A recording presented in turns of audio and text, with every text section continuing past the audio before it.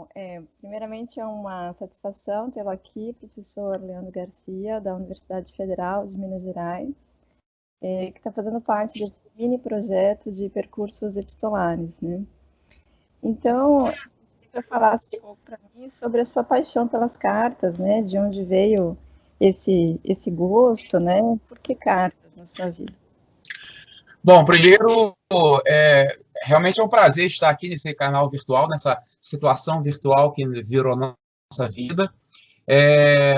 A gente não sabe quem vai nos assistir no futuro, então, assim, quero realmente dar, né, as minhas satisfações e felicitações a quem nos assistir e quem nos ouvir no futuro, então, porque quando tudo entra no virtual, a gente perde o controle, inclusive, de quem nos vê, quem nos assiste, quem nos ouve, né, acima de tudo. Bem, a minha trajetória com correspondência é uma trajetória, talvez aí mais ou menos, de estudos de pesquisa, algo em torno já de uns 20 anos, desde quando eu entrei para o mestrado na PUC do Rio, no ano 2000, foi em 2000. Mas antes, você pergunta quando é que começou a minha paixão pelas cartas. A paixão por carta, por correspondência, começou muito antes da pesquisa, começou muito antes de ser aluno, inclusive de letras, né, da graduação de letras. Porque antigamente, a gente fala antigamente, parece que não sei, assim, há 2 séculos atrás, mas antigamente, há pelo menos umas 2 ou 3 décadas atrás, no máximo, ainda existiam os chamados clubes de correspondência, clube de cartas, eram os pen pals, né? Então, nós tínhamos... era muito comum você participar, você ser membro de clube de correspondência. Então, como é que funcionava isso? Havia algumas revistas, haviam grupos nacionais e internacionais, e aí esses grupos, geralmente, eles publicavam uma revista semestral, e nessa revista saíam os endereços das pessoas. Então, o nome e o endereço. E essa é tudo impresso, porque não existia internet, não existia nada. Então, essas revistas, elas circulavam. Se elas fossem internacionais, elas circulavam pelo mundo inteiro, nacional pelo Brasil inteiro. E acontecia também o seguinte, às vezes tinha algumas revistas que elas não eram nem uma revista de clube de correspondência, mas, por exemplo, tinha uma revista de inglês, muito ligada à música, que era Speak Up. Nem sei se existe ainda. E essa Speak Up, no final dela, na última página, ela tinha o clube de correspondência da Speak Up, dos leitores e dos assinantes da Speak Up. Então, assim como ela, tinha várias revistas que, na última página, sempre deixava espaço para leitores e assinantes colocar o seu nome e o seu endereço, e aí todo mundo que lia, que comprava, que assinava a revista, tinha aqueles nomes de lá no final. E aí, então era muito comum esses clubes de correspondência. Eu participava de vários, assim, né? Eu tinha meu nome, saía. Eu me lembro que no início dos anos 90, mais ou menos, assim, até 95, 96, por 97, eu estava em 7 ou 8 clubes de correspondência e eu recebia por semana, uma média, algo em torno de 30 a 50 cartas por semana. Porque aí o que acontece? Meu nome saía, rodava para tudo que é lado desses grupos, né, de assinantes de pen pals, de clube de correspondência. Então, eu até hoje, né, passados mais de 30 anos, eu até hoje tenho amigos assim do peito mesmo, amigos, irmãos, que são oriundos dessa situação dos clubes de correspondência. É uma pena que hoje em dia não existe mais isso, mesmo porque... aliás, me disseram até que existe, mas eu realmente não sei como é que funciona nos dias atuais. Então, acho que deve ser o WhatsApp, né? Deve ser o WhatsApp, mas que é muito sem graça, né? Embora o WhatsApp e essas tecnologias facilitaram muito e adiantaram, agilizaram muito a comunicação, mas não tem a mesma graça que você receber 30, 40 cartas em casa toda semana. Eu me lembro que o carteiro passava na minha rua, no meu bairro, no subúrbio do Rio, onde eu morava. Ele, obviamente, já me conhecia, ele tinha um ódio de mim absurdo, porque, segundo ele, eu o obrigava a trabalhar mais do que o bairro inteiro. Então, assim, porque assim, era uma coisa de doido, assim, por mês, tinha época assim, de Natal, igual agora, dezembro, que o povo mandava muito cartão de Natal. Assim, eu acho que foi em 94 ou 95 que eu cheguei a receber mais de 200 cartas no mês de dezembro. E eu também respondi, então era uma maluquice, porque assim, eu trabalhava ainda, estudava, então minha mãe e meus pais tinham que pagar o selo no correio, e aí eu me lembro que foi graças a Deus que em 92, os Correios inventaram uma coisa que eu não sei se existe, eu acho que não existe mais, que se chamava carta social. Essa carta social era uma carta que você tinha que colocar um envelope pequeno, uma única folha, por quê? Porque ela não podia ter mais do que 10 gramas. Então, assim, era muito maluco, porque você tinha que escrever apenas uma folha pequena e num envelope pequeno para a carta não pesar muito, porque se ela tivesse até 10 gramas, a gente pagava 1 centavo só pelo envio da carta. Então, como eu escrevia muita carta, muita mesmo, eu arrumava sempre um jeito de só escrever uma página para a minha carta se configurar como correspondência social. E aí, entrando como correspondência social, na época, ela custava apenas 1 centavo. Então, assim, com R$ 1 na época, eu conseguia colocar 100 cartas. Com R$ 1. Então, é muito maluco isso, porque, volto a dizer, parece que eu estou falando de um universo, assim, um universo paralelo, né? Tipo The Stranger Things, sabe? Aquela série, porque parece que é um universo paralelo, porque é um passado recente, mas muito diferente. Então, em termos de paixão, começou por aí. Claro que quando eu entrei para o mestrado, em 99, eu fiz uma seleção para o mestrado em 99, eu não tinha muito bem o que eu queria fazer enquanto tese de mestrado. E aí eu entrei em 99, na época, hoje em dia o mestrado é em 2 anos, mas eu ainda peguei o mestrado em 3 anos, né, depois que a CAPES mudou a legislação, mas quando eu entrei em 99, era 3 anos, então a gente estudava 2 anos, não, a gente estudava 1 ano e tinha 2 anos para escrever a dissertação. Então, quando eu estudei 99 inteiro, aí 2000 e 2001, eu fiquei para fazer a dissertação, defendi em 2002. Então, em 2000, quando eu estava justamente começando a ter de decidir qual era o tema da minha dissertação, uma dúvida cruel, não sabia de nada mesmo, o professor Marcos Moraes, da USP, do IEB, Marcos Antônio Moraes, que é um grande irmão, um amigo do coração que eu tenho, publicou a correspondência do Mário de Andrade com o Manuel Bandeira. Então, saiu em 2000 isso. E aí eu me lembro que um professor meu, que devia ser meu orientador de mestrado, o professor Gilberto Mendonça Teres, durante a aula, assim, né, comentou em sala de aula que tinha sido publicado a correspondência do Mário com o Manuel Bandeira. É um livro, quem conhece, é um livro imenso, é um livro de mais de 500 páginas, que é o número 1, o primeiro volume da coleção Correspondência Mário de Andrade, que o IEB publica, né? Inclusive, eu até publiquei meu último livro da correspondência do Mário com o Alceu, eu publiquei por essa coleção. E aí o meu professor comentou isso, que tinha sido publicada essa correspondência. Então, eu passei na livraria e comprei o livro, comprei o volume e tomei um susto, porque, assim, eu que tinha sido um escritor de cartas, né, a minha juventude, adolescência inteira, eu nunca tinha visto um conjunto epistolar sistematizado, vamos dizer assim, organizado sistematicamente. E o Marcos, ele usa e abusa nas notas de rodapé, sabe? Com 1 milhão de notas de rodapé explicativos. Aí eu percebi, meu Deus do céu, mas como que a carta possibilita tanta coisa em termos de pesquisa, né? Eu que tinha sido, né, um epistelógrafo, né, quanto mais e voraz, né, assim, eu não imaginava que aquilo dali poderia ser objeto de estudo. E aí eu decidi fazer o meu mestrado sobre a correspondência do Mário com o Manuel Bandeira, que foi o primeiro trabalho no Brasil que refletiu teoricamente, né, sistematicamente, essa correspondência. Isso em 2000, né, que eu comecei a estudar, a fazer, e defendi no início de 2002 a dissertação. Então, foi aí, passou, digamos assim, da paixão do escritor de cartas, do epistelógrafo, para o pesquisador, né? Então, claro que já nessa época, no início dos anos 2000, já se tinha computadores, né? A internet começava a caminhar no Brasil, não se tinha tanto como se tem hoje, mas já existia o e-mail. Eu me lembro que quando eu defendi o meu mestrado, já se tinha o e-mail. Era o e-mail e o MSN, né? O MSN seria o avô do WhatsApp hoje em dia, porque era um sistema de comunicação de mensagens, de troca de mensagens mais instantânea do que o próprio e-mail. Então, já existia já o e-mail, mas, assim, passou a paixão do escritor de cartas, né, para o pesquisador. Mas começou com os chamados clubes de correspondência. Pois é. Mas isso tudo na PUC do Rio, é isso, né?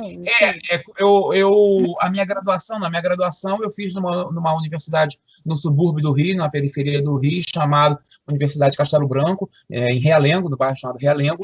E aí eu fiz a minha graduação à noite, não tinha condições. Eu passei na época, quando eu saí, terminei o segundo grau, em 92, eu passei para a UFRJ, na época era o vestibular, hoje em dia é o Enem, passei no vestibular para a UFRJ, cheguei a fazer um período de letras na UFRJ, mas como em geral acontece em todas as universidades públicas, os cursos são integrados o dia inteiro. Hoje em dia não, hoje em dia tem curso de letras nas públicas à noite, né? Eu mesmo dou aula à noite na graduação, mas naquela época não, naquela época os cursos eram só diurnos e você estudava literalmente o dia inteiro, ou aquela situação, você tinha uma aula de manhã e outra aula à tarde, então você tinha que ficar na universidade, não tinha como trabalhar. E eu sou de uma família originária, de uma família muito pobre, né, do subúrbio, precisava literalmente trabalhar muito cedo para ajudar em casa, no orçamento de casa. Eu já tinha feito curso de inglês, esse curso de línguas, né, de inglês, durante a minha adolescência, e eu dava aula já em cursinhos de inglês. Nessa época, quando eu estava na faculdade, eu cheguei a dar aula em 7 cursos de inglês ao mesmo tempo. E aí eu passei para letras português e inglês na UFRJ, mas não tive como continuar por conta dessa situação que era muito comum na universidade pública. Se tivesse à noite, teria, obviamente, ficado à noite. Então, eu cursei um período no fundão, e aí tranquei e fui para a universidade particular, que era noturna, porque geralmente é muito comum isso para o povo, né, trabalhar durante o dia e fazer a faculdade à noite, e fiquei 4 anos, né, fazendo o curso de letras à noite, e durante o dia dava aula em cursinhos de inglês, né, CCA, Cultura Inglesa, CNA, enfim, esses cursos aí todos aí. Então foram os 4 anos da graduação, estudando à noite e dando aula em curso durante o dia. Minha graduação foi português e inglês, né? E aí, quando eu estava terminando a graduação, em 96, acho que 96 ou 97, por aí, não, 97. Aí eu fui e fiz a seleção para a PUC do Rio. Por quê? Porque aí o mestrado e o doutorado, como a pós-graduação, você não estuda todos os dias, né? Estuda 2 dias no máximo. E era 2 tardes. Então, eu fiz a seleção, passei, e aí toda a minha pós-graduação foi na PUC do Rio. Aí na PUC eu estudei 10 anos. Eu estudei os 3 anos de mestrado, depois 5 anos de doutorado, porque eu ainda peguei a época que o doutorado era em 5 anos, não era em 4, e aí fiquei 3 de mestrado, 5 de doutorado e 2 de pós-doutorado. Então foram 10 anos na PUC do Rio. E sempre estudando cartas, depois do mestrado... E o doutorado, sim, como foi? Aí no mestrado eu já defini essa situação da carta, né? Ou seja, defendi. E aí no doutorado eu porque doutorado é esse problema do negócio do inédito, né? Ainda que a gente não encontre um objeto 100% inédito, mas pelo menos a abordagem, ela precisa ter algo inédito, né? Pelo menos a abordagem, ou o material, o objeto que você utiliza, às vezes a maneira como você trabalha um determinado objeto de pesquisa, tem que ter um ineditismo. E aí é uma crise danada, porque a pior desgraça que tem é aluno indeciso, e eu sei disso como orientador, né?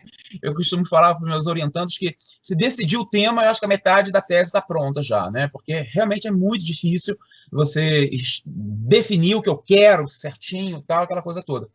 E aí eu queria uma situação um tanto inédita, um autor inédito, ou pelo menos uma abordagem. Então eu cheguei ao Alceu Moroso Lima, Cristão de Ataíde, né, conhecido pelo pseudônimo Cristão de Ataíde, porque Alceu Moroso Lima foi o principal crítico literário do nosso modernismo, especialmente no primeiro modernismo, do chamado modernismo heróico, né, aquele da semana de 20, da década de 20, e o Alceu, que tinha sido um dos fundadores da PUC do Rio, ele deixou uma obra gigantesca, homérica, mais de 100 livros publicados, na verdade 136 livros publicados em vida, e eu conhecia muito bem o arquivo dele em Petrópolis. Por quê? O arquivo dele fica em Petrópolis, na minha cidade, e aí eu sabia que o arquivo do Alceu era um arquivo assim, gigantesco em termos de cartas, de documentos, né, de documento arquivado nele. Por quê? Porque quando eu estava ainda no mestrado, eu cheguei aí algumas vezes no arquivo do Alceu, embora o meu mestrado era sobre Mário e Manuel Bandeira, eu queria ver no arquivo do Bandeira cartas do Mário de Andrade, no arquivo do Alceu, cartas do Mário de Andrade ou cartas do Manuel Bandeira para fazer cruzamento de informações e entrar isso na dissertação do mestrado. Então, embora o meu mestrado não fosse sobre ele, mas eu tinha conhecimento como era o arquivo dele, muito grande mesmo, muito grande. Então, no doutorado, como eu precisava de uma abordagem, pelo menos alguma coisa mais inédita, e ninguém até então pesquisava, escrevia, publicava qualquer coisa atualizada sobre o Alceu, por quê? Porque, em geral, os livros sobre ele, sobre a obra dele, foram até os anos 70, mais ou menos. Né? Então, dos anos 80 e anos 90, teve aí uns 20 anos, né, de buraco, vamos dizer assim, sem publicações novas, sem crítica literária nova sobre a obra do Alceu. Aí eu disse, bom, aí eu sabia que no arquivo dele, em Petrópolis, tinha lá mais de 2.000 correspondentes, algo em torno de 32.000 cartas, são 32.000 documentos que tem no arquivo dele. Acho que até hoje, que eu conheço, é o maior arquivo epistolar do Brasil, é o do Alceu, são 32.450 cartas. E aí a parcela dessas 32.000 e poucas cartas, a parcela do Mário de Andrade para ele, Alceu, era uma parcela que me chamou muita atenção, porque eu já conhecia bem o Mário da época do mestrado, da pesquisa do mestrado.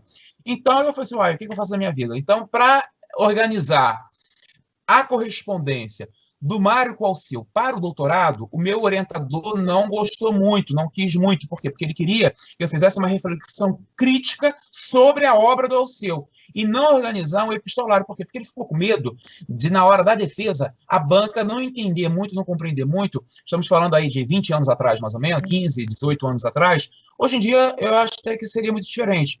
Mas ele falava assim, Leandro, a tese doutoral, ela precisa ser uma reflexão inédita, teórica. E se você organizar o epistolário do Alceu com o Mário, as cartas, você vai apenas tê-las transcrito e até analisado. Mas o corpo da tese não vai ser escrita sua, vamos dizer assim. Você vai apenas transcrever as cartas já existentes.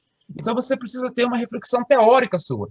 Então, eu fiz o doutorado sobre a crítica literária do Alceu, o papel dele enquanto crítico literário, enquanto intelectual católico, e como é que foi essa questão do catolicismo no pensamento dele, mas principalmente o papel dele enquanto crítico literário. E guardei a correspondência dele com o Mário para, aí sim, organizar esse epistolário, que foi no pós-doutorado. Então, no pós-doc, aí sim, eu organizei a correspondência do Mário com o Alceu que eu queria fazer no doutorado. Então, no doutorado, a tese foi sobre a crítica dele, a praxis crítica dele, uma tese muito premiada pela CAPES, na época e tudo, e guardei para o pós-doc, que eu emendei, fui fazendo tudo direto, uma coisa atrás da outra, e guardei para o pós-doc, aí sim, organizar a correspondência dele, o epistolário, as 56 cartas que os dois trocaram. Isso saiu pela coleção do IEB. Sim, aí que acontece? Eu fiz o meu pós-doc em 2010, terminei em 2010, no final de 2010. Eu defendi o doutorado em 2008, isso, início de 2008. Depois, em 2010, eu terminei o pós-doc.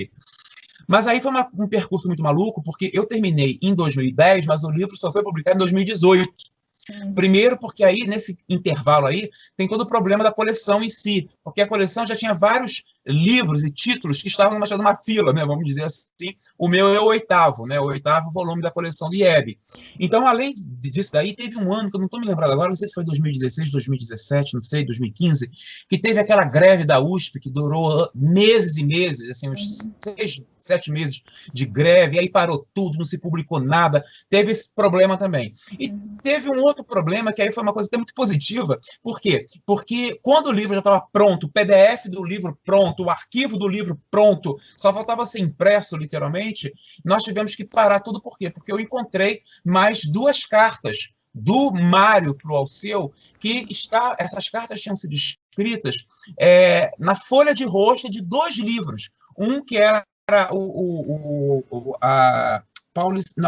meu pai do céu, meu Deus do céu, um foi a Escrava que não é Isaura, o exemplar da Escrava que não é Isaura, e o outro o exemplar de Paulicéia de Esvairada. Então, nesses 2 exemplares, o Mário ele mandou para o Alceu o livro e escreveu uma carta imensa na folha de rosto, como dedicatória. Uma carta em forma de dedicatória carta, vamos dizer assim. E aí, esse livro estava na biblioteca do Alceu, né? Só que não estava na biblioteca do arquivo dele, que se tivesse lá, eu já teria pegado antes. Estava com a família. Então, estava com a família do Alceu. Então, quando uma das últimas filhas do Dr. Alceu, que morreu em 2016, quando ela morreu, os familiares dela mandaram para o arquivo em Petrópolis a biblioteca pessoal dela. E nessa parcela da biblioteca pessoal dela estavam esses 2 exemplares, que era, né, do Mário para o pai dela, né, do Mário para o doutor Alceu, e que tinham essas cartas em forma dedicatória. Então eu tive que parar tudo, né, parar toda a produção lá do livro, lá no IEB, para acrescentar essas 2 cartas. Só que nem apenas acrescentar, aí modifica quase que a estrutura do livro quase toda, porque aí você vai ter que mudar lá o ensaio introdutório, vai ter que mudar, explicar isso na metodologia, enfim. Atrasou quase um ano essa situação, e aí realmente no início de 2018 o livro é publicado. Mas valeu a pena, né? Não, nesse caso valeu. Nesse caso assim, foi um atraso realmente do bem, né? E na opinião do senhor, assim, qual é a relevância, então, da correspondência para os modernistas, né? Porque a gente ouve muito falar de correspondência no século XX, né, entre o Mário e outros modernistas. Tem uma reflexão sobre isso, assim? Olha, é interessante, porque o que acontece? Eu nunca pesquisei, nunca publiquei nada sobre a correspondência de outras épocas, especialmente do século XIX. É uma lástima, assim, eu acho assim, um buraco nos estudos literários, eu acho realmente um buraco muito grande, porque a gente tem uma tara muito grande com os modernistas, né, eu acho. E os pós-modernistas também, porque o povo escreve muita carta até os anos 90, ainda Caio Fernando Abreu escreveu compulsivamente cartas, até a morte dele, praticamente, em 95. Hilda Hilst escreveu cartas de forma compulsiva até o início dos anos 2000, ela morre, né, no início dos anos 2000. Então, eu acho que até os anos 90 a gente ainda tem um fluxo epistolar trocando bastante, tem sim. Agora, a gente tem uma tara muito grande realmente com os modernistas, né? O que é bom, mas eu também acho que é ruim, porque parece que em outras épocas não se escreveu. É uma série de hipóteses para tentar entender, uma série de hipóteses, né? Primeiro, porque quanto mais distante no tempo, no caso do século XIX, mais difícil é a preservação desses documentos. Nem todos tiveram uma preocupação arquivística, né? Nem todos tiveram uma prática de arquivamento de si. Os que tiveram, aí tem uma série de problemas que quanto mais o tempo se alonga, a gente se vê vítima. Primeiro, não existiam instituições que salvaguardavam esse tipo de documentação lá no século XIX. Então, mesmo no início do século XX, até a primeira década, até a primeira metade do século XX, ainda não se tinha tanto essa preocupação arquivística de guardar. A gente deve muito à criação do SPAN, Serviço do Patrimônio Artístico Histórico Nacional, lá nos anos 30, né, por conta da política cultural do Estado Novo, do Getúlio Vargas. Então, essa mentalidade preservacionista, vamos dizer assim, isso começa no Brasil a ter um certo escopo, uma certa estrutura, no final dos anos 30 para cá, vamos dizer assim. Mas até então existia realmente muito pouco essa mentalidade preservacionista. No século XIX, então, aí que não existia mesmo. Além dessa situação institucional, vamos chamar assim, também tem o fato que a gente se vê, quando a gente trabalha com arquivo e precisa de arquivos de documento de documento de fonte primária, a gente, em muitos casos, se vê muito vítima de familiares, né, de certos familiares. Ou seja, nem todo familiar guarda, preserva. Então, o camarada morre, é muito comum em certas famílias tacar tudo no lixo, né? Hoje em dia, bota para leiloar, porque sabe que isso vale dinheiro, e aí para ganhar dinheiro, né? Aí bota aí nessas coisas de leilão virtual, essa coisa toda. Mas há décadas e décadas atrás, século XIX, principalmente, é por lixo mesmo. Então, muito pouco se preservou da correspondência literária do século XIX. Muito pouco. Mas o que preservou é muito interessante, na minha opinião, e eu acho que falta realmente um buraco nos estudos epistolares, isso, ou seja, refletir sobre o que sobrou, o que ficou dessa epistolografia nossa literária do XIX, do século XIX. Agora, no caso do século XX, com o modernismo, não tem uma tese assim, totalmente formada, mas eu tenho algumas hipóteses. Né? Eu acho que o modernismo no Brasil ele é um período literário, um período artístico, de mentalidade, muito importante, que tenta pensar, tenta definir esse lugar do Brasil, esse lugar da cultura brasileira, nessa expressão que o Mário de Andrade chamava de o Concerto Geral das Nações. Então, eu acho que há uma necessidade do intelectual modernista de situar o Brasil, de aterrissar o Brasil em algum canto, né? Ou seja, o intelectual modernista ele tem realmente essa missão, uma coisa que na cabeça maluca do Mário de Andrade tinha como se fosse um apostolado, uma missão, vamos dizer assim, de realmente dar um lugar para o Brasil, dar um lugar para a literatura brasileira. E quando eu falo dar um lugar, é realmente fazê-la existir, né? Tentar, na medida do possível, não fazer da nossa literatura uma cópia, aquela coisa quase que por osmose do que vinha de fora. Então, isso também está muito no entorno da mentalidade nacionalista crítica do nosso modernismo, né? Então, com isso, o intelectual modernista, o escritor modernista, ele se sente dentro desse programa, que eu acho que é um programa, na minha opinião, e a correspondência para ele é parte fundamental deste programa. A correspondência para ele é um lugar para pensar esse lugar dele. E esse lugar que ele quer para a obra dele, esse lugar que ele quer para a literatura brasileira, e esse lugar que ele quer para o próprio Brasil. Então a gente vê muito isso na correspondência dos modernistas, eu acho que no Mário isso é muito escancarado, muito explícito, mas não é só nele. Quer realmente um lugar para a sua obra, para a literatura brasileira e para a cultura brasileira. Então, eles vão pensar isso, problematizar isso na correspondência. Por isso que a correspondência de alguns escritores modernistas, ela adquire um tom ensaístico muito grande, muito forte. Por quê? Porque é realmente um ensaio, é para pensar, é um lugar de pensamento a correspondência. Automaticamente, se eles veem a correspondência como esse locus de pensamento, de discussão, de debate, ela tem de ser preservada. Então, se ela tem de ser preservada, ela tem de ser guardada. Então, começa toda uma consciência de você guardar as cartas que você recebe também. Então, de você arquivar tudo que você recebe.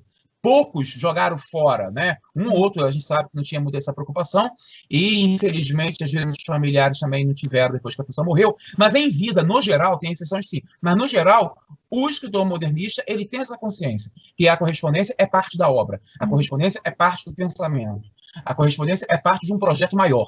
Então, se ela é parte de um projeto maior, ela precisa ser preservada. Entendeu? Então, aí que eu acho que tem essa importância realmente muito grande dos modernistas e com os modernistas em termos de epistolografia brasileira, tá? E quais seriam os seus projetos atuais e, bom, os projetos em andamento? Pode falar um pouco sobre isso? Poder eu posso. O negócio é uma loucura, porque eu faço 10 mil coisas ao mesmo tempo, sabe? Na verdade, assim, geralmente, eu nunca, como eu dizer, eu nunca trabalhei com menos de 2 projetos simultâneos, né? Ou seja, eu sempre faço 2 coisas ao mesmo tempo. Sou um pouco workaholic nesse sentido, né? Está para ser deveria ter sido publicado nesse ano agora de 2020, não fosse a pandemia, a correspondência de Alceu Moroso Lima com Murilo Mendes, que é um epistolário maravilhoso de mais de 200 cartas. Vai ser o maior epistolário sobre Murilo Mendes publicado até hoje. Era para ter saído agora em 2020 e não saiu, porque a editora que ia publicar praticamente faliu, e aí é por conta desse negócio de pandemia. Com isso, eu agora tive que começar do zero, uma coisa que já estava sendo organizada de 2 anos para cá. Eu agora tive do zero no sentido de procurar editora. E com essa coisa de pandemia, o mercado editorial, o setor editorial foi um dos que mais sofreram nesse país, né? Então, agora eu tive que voltar a estaca zero. Eu consegui apenas agora uma editora, mas ela precisa de coedição. Ela sozinha não vai conseguir publicar o livro, porque o livro ficou muito grande. Deve ter perto de umas 500 páginas, né? Porque é um epistolário gigantesco do Murilo Mendes com o Alceu. E aí, como vai ficar um livro muito caro em termos de produção, eu até consegui uma editora agora, mas ela sozinha não dá conta de publicar. Estou agora correndo atrás com o Pires na mão de uma segunda editora para poder fazer uma coedição com ela e dividirem as despesas. Então, é uma doideira isso, porque a que ponto que nós chegamos. Então, agora em 2020 deveria ter saído esse livro, né, que é a correspondência do Alceu Amoroso Lima com o Murilo Mendes. Então, isso é um projeto que precisa ser publicado. Já está prontinho, só falta publicar. O que eu estou fazendo no momento, agora organizando no momento, é a correspondência de Alceu Amoroso Lima com Jorge de Lima.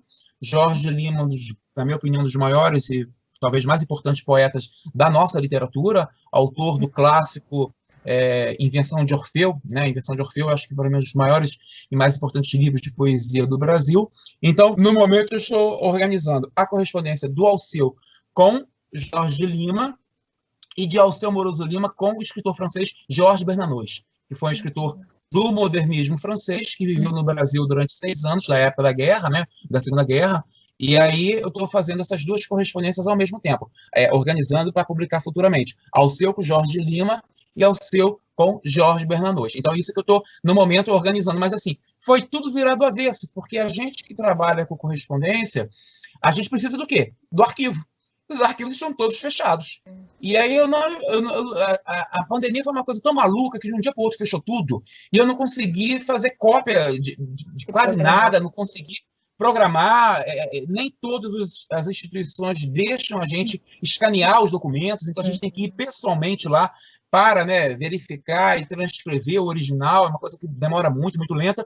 E aí eu estou fazendo, assim, como poderia dizer, de trás para frente. Então, o que é comum? Primeiro, transcrever, e depois de transcrito a carta, né, o texto da carta, a gente ir para a nota de rodapé, para a pesquisa do rodapé e fazer, eu estou fazendo o contrário. Eu estou fazendo primeiro a pesquisa e deixando ela pronta, praticamente, o que eu posso, o que eu consigo me lembrar do que tinha, que rolava nessas cartas, para depois, quando os arquivos reabrirem, eu ir terminar a transcrição e depois encaixar tudo. É uma coisa de maluco essa situação nossa desse ano. Esse ano realmente está sendo um verdadeiro inferno na minha vida e de todo mundo, porque a gente precisa realmente do arquivo, de in locus, né? E com tudo fechado, principalmente a Fundação Casa de Rui Barbosa, que é um dos principais, o arquivo da Fundação Casa de Rui Barbosa, e o arquivo do Alceu Amoroso-Lino em Petrópolis, onde eu mais trabalho, tudo fechado. Então, e o do Jorge Bernanos em Paris, que é a Biblioteca Nacional da França, em Paris, também fechado. Então, assim, eu, infelizmente, de março para cá, eu não fui mais a nenhum desses arquivos, né, que é super necessário, por conta de pandemia, e tudo fechado, sabe Deus quando que isso vai reabrir, né? Então, é muito difícil. E os livros publicados já, professor, tem alguns exemplares aí para mostrar para a gente? Tenho. Bom, o primeiro que eu falei, que você perguntou, foi esse aqui, que é a minha tese de doutorado, né? A minha tese de doutorado saiu pela EDUSP, editora da USP, embora fiz na PUC do Rio, que se chama Alceu Amoroso Lima, Cultura, Religião e Vida Literária. Foi meu primeiro livro teórico sobre Alceu Amoroso Lima, saiu naquela coleção Ensaios de Cultura, da EDUSP, né? É o volume 50 do Ensaios de Cultura da EDUSP. Essa tese dá para entender muito a cabeça do Alceu, o universo de criação dele, o pensamento dele, e como que foi, principalmente sobre a crítica literária brasileira do século XX, eu acho que é muito importante nesse sentido. Em 2014, eu publiquei esse livro aqui, 2014, pela editora da UFMG, da minha universidade, muito antes até de eu entrar na universidade, que eu fiz o concurso em 2015, eu publiquei isso aqui em 2014, que se chama Drummond e Alceu, que é a correspondência completa entre Carlos Drummond de Andrade e Alceu Amoroso Lima. Sempre eu trabalho muito sempre com o Alceu e um outro escritor, né? Já que eu sou especialista na obra dele. Então, essa aqui foi publicada pela UFMG, pela editora UFMG, que é o Drummond e Alceu, que é a correspondência do Carlos Drummond de Andrade com o Alceu Amoroso Lima, em 2014. Aí, depois, no ano seguinte, em 2015, eu publiquei esse livro aqui, que se chama Cartas de Esperança em Tempos de Ditadura, pela editora Vozes, que é a correspondência também de Alceu Amoroso Lima com Frei Beto e o Leonardo Boff. É um livro que eu ganhei vários prêmios na área de direitos humanos. Por quê? Porque é toda a correspondência do Frei Beto, enquanto ele estava preso durante a época da ditadura militar, nos anos 60. Então, são cartas que saíram da prisão. O Frei Beto ele é muito conhecido pelos livros dele de cartas da prisão, né? Tem Cartas da Prisão, Cartas do Calabouço. Ele tem muita coisa publicada de cartas, né? Das cartas que ele escrevia para amigos e familiares durante o tempo de prisão. Então, aqui é a parcela, a Carta de Esperança em Tempo de Ditadura, é a parcela dessa correspondência dele com Alceu Amoroso Lima também, né? Isso em 2015 pela editora Vozes. Aí, em 2018, saiu esse que nós falamos muito, que foi o Alceu Amoroso Lima e Mário de Andrade, pela coleção de Hebe. Eu falei que foi o 8º, não foi o 7º, estou vendo aqui. Ou seja, é o 7º livro desse volume da correspondência do Mário com o Alceu Amoroso Lima, na coleção de Hebe, que é um livro que foi fruto do meu pós-doutorado, né, em literatura brasileira. No ano passado, eu publiquei um livro que não é especificamente de correspondência, mas penso um pouco, que é esse livro aqui que se chama Acervo dos Escritores Mineiros, Memórias e Histórias. Eu fui diretor do Acervo dos Escritores Mineiros, da UFMG, por 2 anos como diretor e 2 anos como vice-diretor. E aí, esse livro aqui é publicado pela UFMG também. Eu publiquei junto com a professora Ellen de Medeiros, né, fizemos uma coedição. Acervo dos Escritores Mineiros é para pensar um pouco o papel do acervo dos escritores mineiros, que é um grande centro de pesquisas da Universidade Federal de Minas Gerais, e que tem aí uma quantidade gigantesca de arquivo, né, de cartas guardadas, é um troço de doido, mais de 20 fundos arquivísticos, né? E agora, mês passado, praticamente, 2 meses atrás, saiu esse aqui, que não é bem um livro de correspondência, que é o Lúcio Cardoso, 50 anos depois, que é um evento, um congresso que eu organizei na UFMG em 2018, sobre Lúcio Cardoso, quando completou 50 anos de falecido, e aí esse congresso virou livro agora, né? Pela editora Relicário Edições, e aqui o capítulo que eu escrevi, além de organizar, eu escrevi 2 capítulos. Um dos capítulos é a correspondência inédita entre o Lúcio Cardoso com o Mário de Andrade. Poucas cartas, só 5 cartas, e não dá para escrever um livro com 5 cartas, mas então eu fiz um capítulo do livro aqui sobre as cartas, as 5 cartas entre Mário de Andrade e Lúcio Cardoso. Então é isso que eu tenho aprontado aí ultimamente e conseguido publicar, porque é quase um milagre a gente conseguir publicar na atual circunstância aqui no Brasil, né? Verdade. Bom, então, para finalizar, o que o senhor diria para os interessados por epistolografia? Quais são as perspectivas na área de estudos epistolares? Se o senhor tem uma visão sobre isso? Olha, nesse sentido, a minha perspectiva é muito positiva. Porque o que eu acho? Eu acho que a pesquisa epistolográfica, ela sempre, vamos poder dizer, ela sempre traz muita novidade. Ou seja, a gente descobre muita coisa em arquivo. A gente reconfigura o cânone, a gente discute o cânone, a gente interpreta, a gente questiona o cânone a todo momento, porque a todo momento a gente está descobrindo muita coisa nova. Em geral, pesquisa e publicação de correspondência traz novidades, não tem jeito. Mesmo que seja, por exemplo, às vezes alguém vai reeditar, sei lá, um epistolário já publicado anos atrás, mas ainda assim traz muita novidade. Por quê? Porque a abordagem hoje em dia é uma abordagem muito diferente do que se fazia décadas atrás.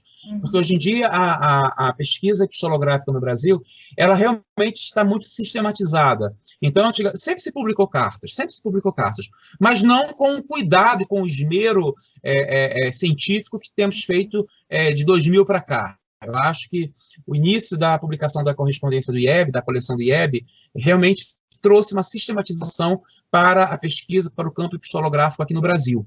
Então, eu acho que já podemos falar tranquilamente numa crítica epistolográfica. Eu sempre uso muito essa expressão, e eu acho que tem, porque é uma crítica literária com instrumentais teóricos e metodológicos diferente da crítica, vamos chamar assim, de tradicional. Há algumas especificidades para se tratar o texto epistolar que não há em outras abordagens de outro texto, como romance, conto, poesia, seja lá o que for. Acho que a carta ela tem algumas especificidades teóricas e metodológicas. Então, eu acho que existe, sim, uma crítica epistolográfica que ela tem um instrumental muito próprio dela. E, nesse sentido, a gente acerta muito quando faz isso. Porque, por exemplo, nesse livro aqui do Mário com o Alceu, da correspondência Mário com o Alceu, algumas dessas cartas que estão aqui, algumas tinham sido publicadas nos anos 60. Né? Teve uma autora, Lígia Fernandes, nos anos 60, que trabalhava na Biblioteca Nacional, nos anos 60, que ela andou publicando algumas cartas e fragmentos de outras. Mas isso lá nos anos 60, em 68, em 66 e 68, sem uma nota de rodapé, por exemplo. Só o texto da carta. Só a transcrição da carta. Então, isso era muito comum fazer aqui no Brasil, muito comum mesmo. Só o texto da carta. Então, hoje em dia, não. Hoje em dia, a gente assim, vira do avesso o rodapé, porque é ali que a gente coloca a nossa pesquisa. Então, eu acho que, nesse sentido, a pesquisa em arquivo ela é parte importante do futuro dos estudos literários. Eu acho que uma parte significativa do futuro dos estudos, do presente e do futuro dos estudos literários, parte significativa está no arquivo.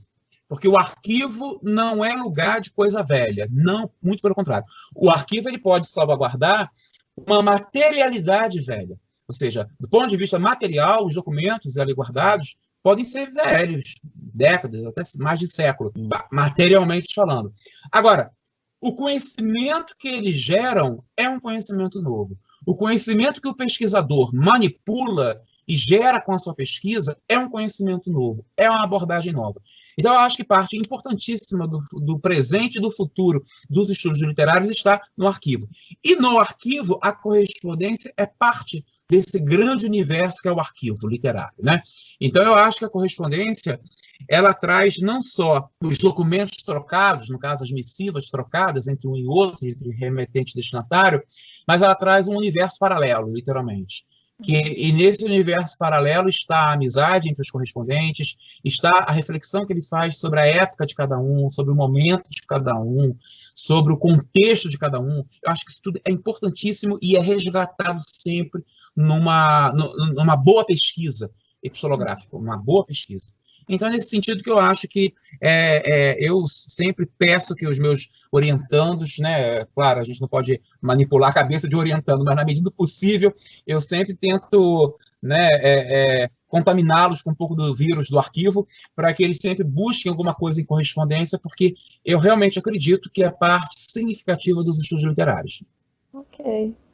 Bom, muito obrigada, então, eu agradeço muito pela participação, acho que a sua fala vai iluminar muito a mente de todos aqueles que vão assistir agora e futuramente. E o senhor é professor de literatura na Universidade Federal de Minas Gerais. Isso, de teoria literária. Teoria literária e literatura comparada, né, da Faculdade de Letras da UFMG. Mas, então é um prazer, ou seja, quem nos ouvir, quem nos assistir, realmente se sintam contaminados com o vírus do arquivo, né? Que eu acho que é um vírus positivo. Em época de pandemia, falar em vírus chega a ser quase que perigoso. Mas o vírus do arquivo é um vírus do bem, que é algo que eu acho que só traz muito, especialmente com os alunos interessados, pesquisadores interessados, e espero que muitos que nos assistam aqui na sua página dos estudos epistolares, que eu acho que é realmente assim, uma área que revigora muito, está muito boa. Eu acho que não temos muitos pesquisadores do ponto de vista quantitativo, mas os que temos, os que somos muito comprometidos, né, nessa pesquisa, e muito comprometidos mesmo em estruturar esse campo de estudo, esse campo de pesquisa no ensino de letras e na pesquisa de letras aqui no Brasil. Então, muito obrigado e espero que realmente assim ilumine ou eu não espero nem que organize a mente de quem nos assistir, mas desorganize, que eu acho que nesse ponto é bom que desorganize, a pessoa fica maluca e aí passe a pensar, né, comece a pensar um pouco nessa possibilidade dos estudos epistolares. Tá ótimo, então. Bom, muito obrigada, sucesso com seus projetos. Cuide-se aí na nossa pandemia e a gente vai falando, professor. Obrigada, viu? Um abraço. Por nada, um abraço a você. Tchau, tchau. Tchau, tchau.